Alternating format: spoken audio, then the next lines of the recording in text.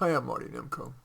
If you're wondering what today's universities are like and whether they're worth the over $300,000 sticker price for 4 years, assuming you graduate 4 years in a brand name private college, I read this in the Wall Street Journal opinion pages a couple days ago, written by Jonathan Zimmerman, who teaches education and history at the Ivy League University, the University of Pennsylvania.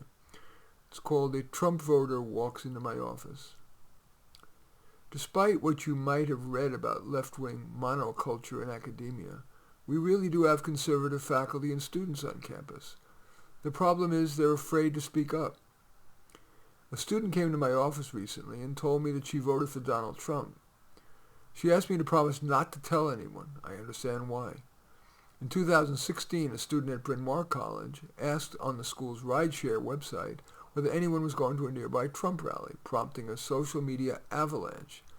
Some students labeled her a racist and a white supremacist. Scared and sad, she called the school's suicide hotline. 2 days later, she went home and dropped out. Others were watching and got the hint. In totalitarian countries, the government dictates what you can and can't say. At our colleges, we do it ourselves.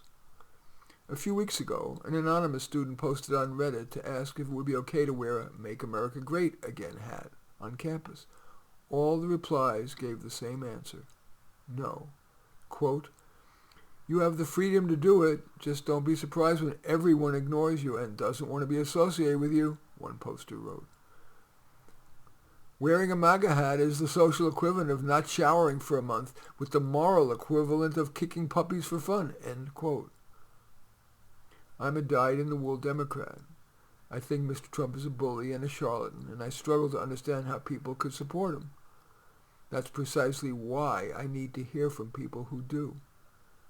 But don't tell that to the professors around the country who sent out emails on November 6th offering solace, and in some cases canceling classes.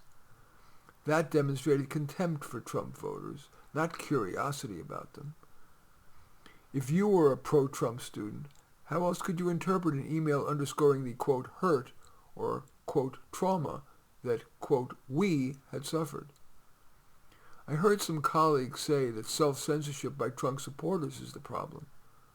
Not ours. That they should show some backbone and speak their truth. But if we discovered that, say, black, Muslim, or female students were afraid to express what they think, would we simply tell them to buck up? No. There would be a long round of breastbeating followed by endless committee meetings, which would culminate in a 10-point strategic plan about how to protect our threatened students in exercising their freedom of speech. I don't think we need to do that for the Trump voters among us. The last thing we need is more meetings. But we should encourage conservative students to raise their voices, and we should promise to support them when they do. I learned a lot from the student who spoke candidly in my office. I want others to learn from her too. In any case, that from the op-ed page a few days ago, I think it was last Wednesday, like probably December 5th or something. A Trump Voter Walks Into My Office by Jonathan Zimmerman, who teaches education and history at the Ivy League University of Pennsylvania. As usual, I welcome your thumbs up and accept your thumbs down. I always look forward to your comments, and especially like it if you hit the share button below. Share on your social media so that my effort can have broad impact. And I am flattered if you choose to subscribe to my channel, and certainly would welcome you taking a look at any of my 34 books. The one most relevant to this would probably be A Dose of Reality. In any event, I do thank you for watching. I am Marty Nemko.